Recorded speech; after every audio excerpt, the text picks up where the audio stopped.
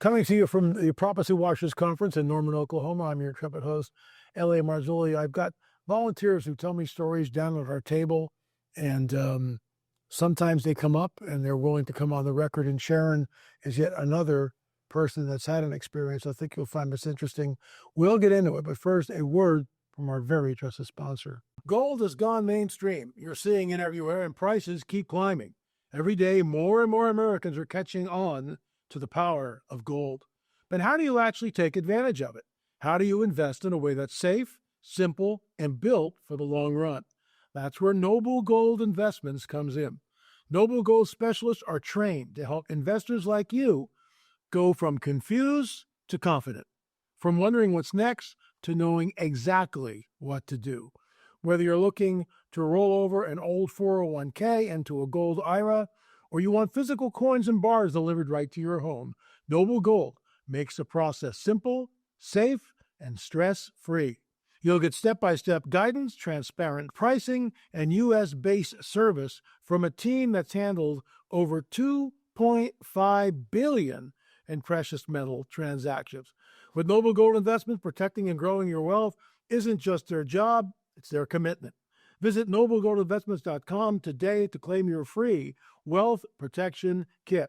That's noblegoldinvestments.com. Noble Gold, helping you build a stronger future. Folks, Peggy and I invested in it several years ago. It has gone through the roof, and I don't think it's going to stop yet. Remember, folks, there's always a risk with any type of financial investment. Take a look at what Noble Gold has to offer. Peggy and I did it several years ago. I'm really glad we did. It's hovering right around 4,000. Who knows where this thing is going to go? So, noblegoldinvestments.com, noblegoldinvestments.com. Sharon, thanks so much for coming on the record. I know a little bit about your story. You were a missionary and way up in the hills, the mountains of Bolivia. Pick up a story from there, please. Well, my late husband was a dentist, and he had had a patient that was connected to this Bolivian jungle mission. He was a Latvian, and the Latvian Baptists had gotten a ranch, and they had built a mission compound to reach the natives, the savages. And so he was finally able to convince my husband to go, and I got to go too. This was in March of 87. Okay. So in March of 87, we all headed out to Bolivia. And the first thing that we did once we got there, you get to the jungle in just a Piper Cub, single engine Piper Cub, from Santa Cruz. And then all these missionaries, the Bolivianos, met us along with these IRA savage looking Indians. And but we knew that the vision had been to minister the word of God and the love of God to the IRA Indians. They're called IRA or Aore, depending on what language you're having. Okay. I'm going to interrupt you for a second. You call them savages. Why do you call them savages? They look like savages. Okay. And we were about 40 years into their being reached by white men. Wow. And the mission that reached them was New Tribes Mission. And this was not a New Tribes Mission compound. It was a private Latvian Baptist mission. And they were just great.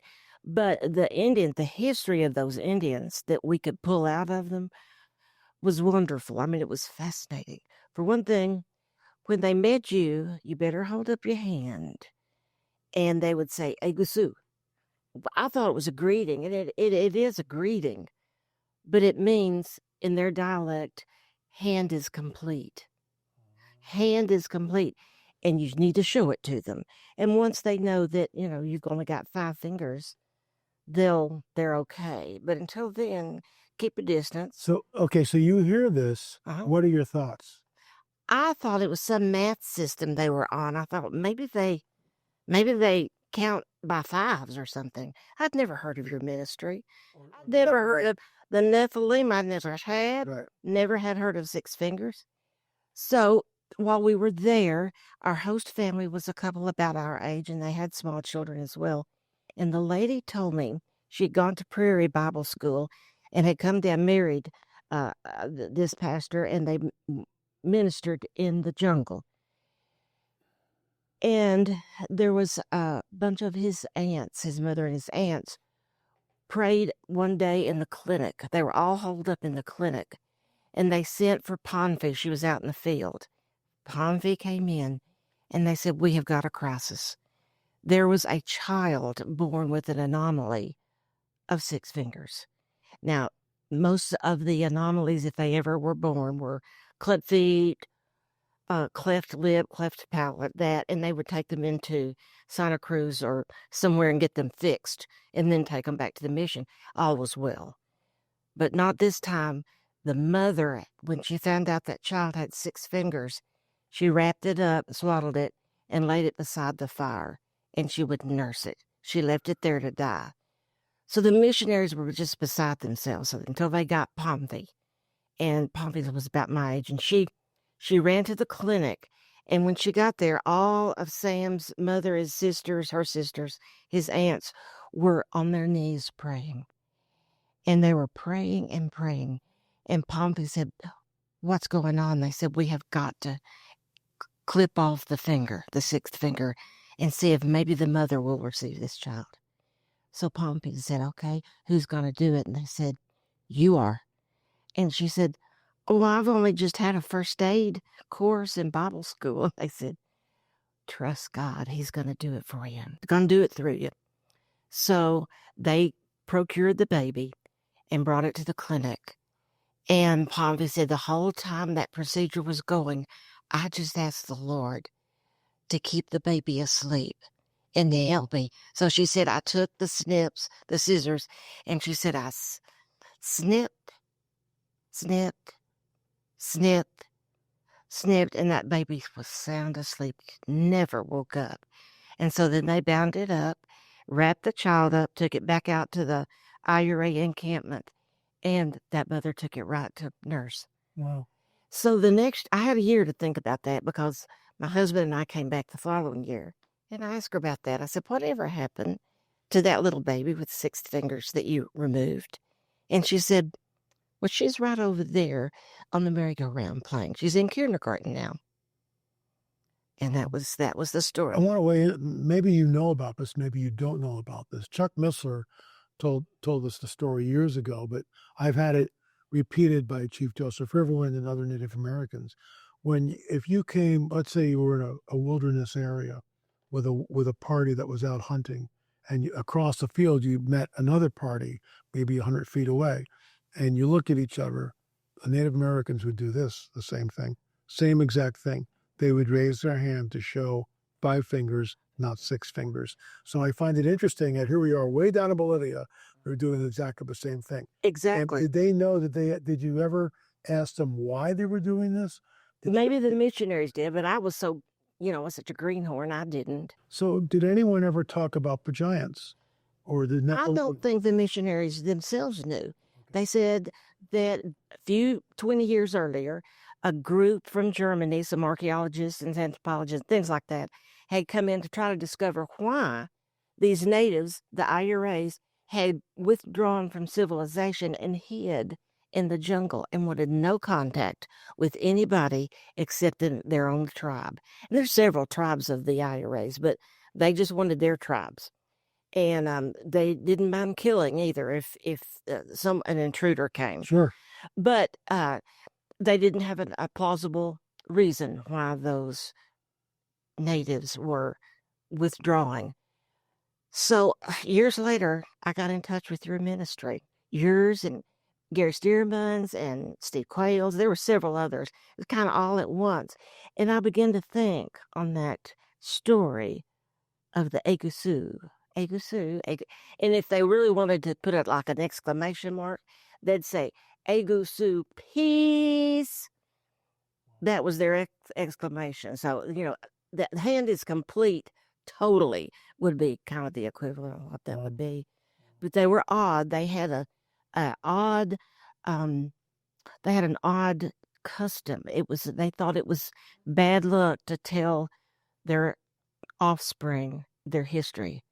So for generations, those offspring, they had no idea where they came from. Whoa. Or where they were going. It's almost deliberate, isn't it? It was, yeah, it was deliberate. I'm sure it was awful. I thought, Satan, that you were so cruel to do that to generations. These kids were innocent. All they knew is you don't want six fingers around. You know, folks, the whole idea of a Nephilim is not taught in most churches, so people are ignorant of it. And yet, the Bible tells us very specifically that the sons of God, which are always the angels of heaven, cohabited, had sex with human women, creating an offspring known as the Nephilim. It was a hybrid, which results in the flood, which results in the confusion of languages at the Tower of Babel, Abraham and the king, Sodom and Gomorrah, Daniel 2:43. Their seed will mingle with the seed of men. What does that mean?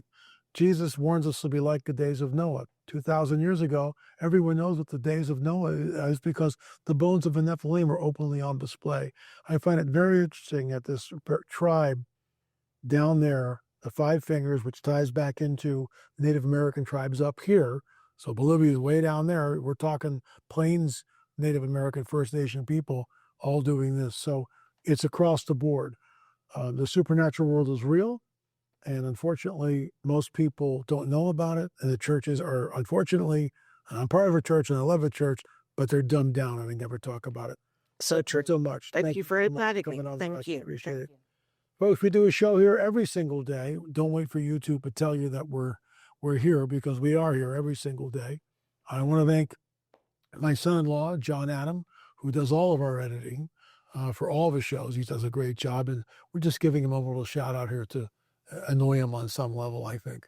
But he'll probably edit that out. But thanks, John, for all that you do. Consider joining, becoming a member. A little under $10 a month, you get 10% off of everything in the store, the monthly news magazine, great articles in there. And then, of course, you get members-only content, which is always good.